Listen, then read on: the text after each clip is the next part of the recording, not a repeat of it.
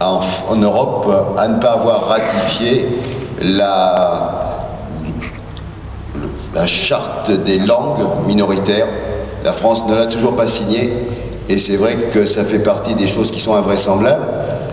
La France est aussi un pays qui refuse de reconnaître la diversité linguistique, qui, dans l'article 2 de sa Constitution, ne reconnaît que le français. Et bien ça, effectivement, c'est quelque chose de complètement inacceptable.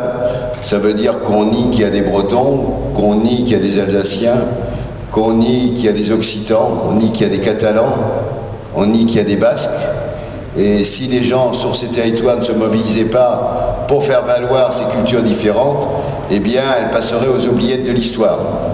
Et ce que j'ai envie de dire à ceux qui défendent le français comme étant la seule langue de ce territoire, c'est que demain, si ça continue dans la mondialisation dans laquelle on est, il ne faudrait pas qu'ils se réveillent un matin et que le français devienne l'occitan de l'américain.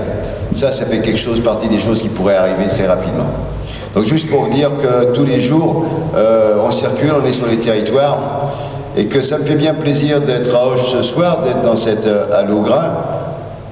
Non pas parce qu'il y a encore du grain ici, mais parce que quand même on est venu quelquefois dans ce département du Gers pour empêcher justement que certains grains se multiplient dans les champs, et qu'on est venu ici quelquefois faucher, parfois 2 jours, et ça nous a amené quelques traumatismes, et je pense que pas mal de gens qui sont ici ont dû être présents.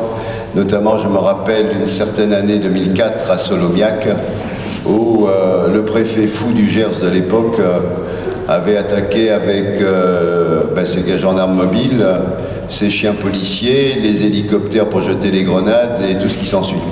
Ça avait été un moment absolument invraisemblable, et ça avait été une espèce de folie totale.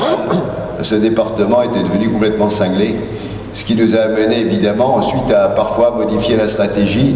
Et c'est vrai qu'on s'excuse pour les Gersois, on est plus souvent ensuite venu de nuit dans le Gers pour finir le travail dans les parcelles d'essai, et notamment à Condom, on a pu enfin l'an passé réduire la dernière parcelle qu'on n'était jamais arrivé à faucher. Donc voilà, on était bien content de l'avoir fait quand même.